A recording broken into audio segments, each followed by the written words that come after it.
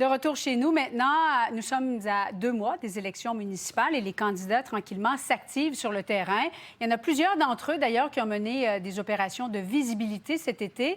Mais Étienne, en vue du prochain scrutin, les candidats doivent s'attendre à évoluer dans un contexte de plus en plus difficile. Voilà, Julie, pour plusieurs raisons. D'abord, d'un point de vue économique, on le sait, la pression est de plus en plus forte sur les villes avec l'augmentation des coûts de rénovation, de construction.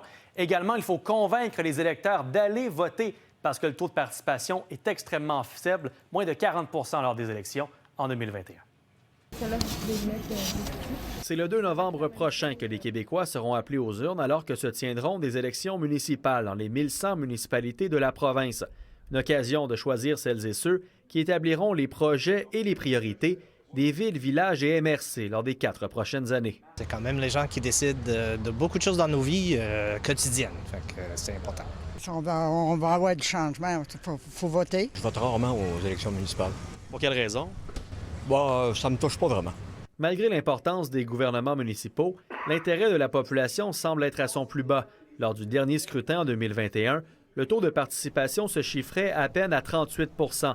De plus, 56 % des maires et mairesses à travers la province ont été élus par acclamation. Il faut remplacer ceux qu'on aime moins. Je vote toujours. Oui. Je trouve ça important qu'on participe. C'est important, oui. Qu'on puisse voter, qu'on puisse avoir à décider. Le climat politique de plus en plus tendu multiplie les départs. Plus de 1000 élus municipaux ont démissionné depuis 2021. Parmi les raisons évoquées, la pression insoutenable venant notamment de l'intimidation ou des commentaires sur les médias sociaux, mais aussi des comportements venant des autres élus.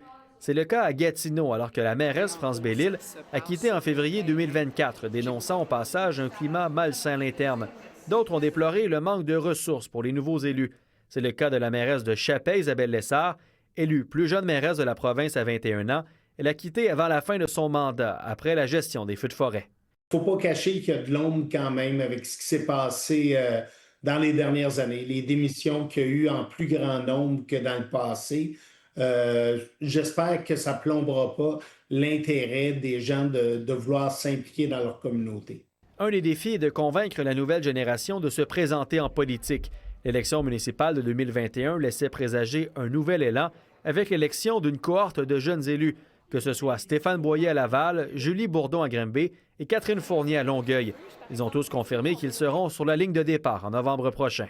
D'avoir des jeunes qui représentent justement des enjeux qui sont vécus par la nouvelle génération, ça permet non seulement d'être plus aiguillé sur les enjeux criants au sein de nos sociétés ou de nos communautés, mais aussi d'y trouver des solutions puis d'avoir une diversité de voix. Dans plusieurs villes de la province, des luttes s'annoncent serrées en vue du scrutin du 2 novembre.